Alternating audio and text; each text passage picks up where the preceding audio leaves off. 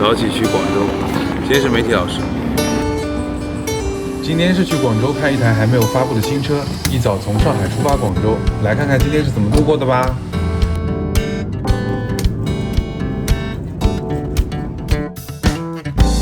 广东白云大湾区迈巴赫。落地之后，先去酒店 check in。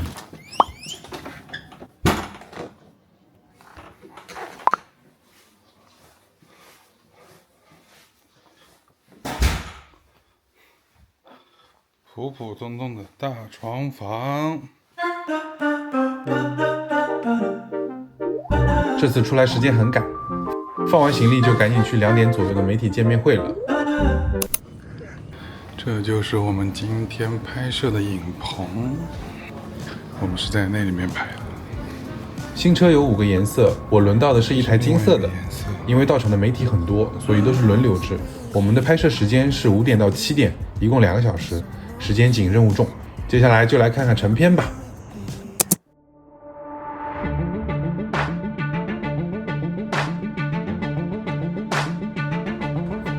这次的主角是小鹏 GX， 一台非常具有竞争力的车子。我觉得车子的前脸和路虎揽运非常接近，车尾则更像是路虎揽胜。今年的汽车市场真的卷疯了。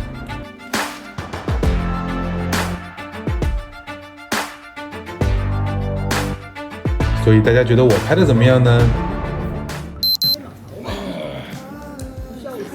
累死了。收工之后，主办方安排了工作餐。既然来到广州，那一定就不能少了煲仔饭。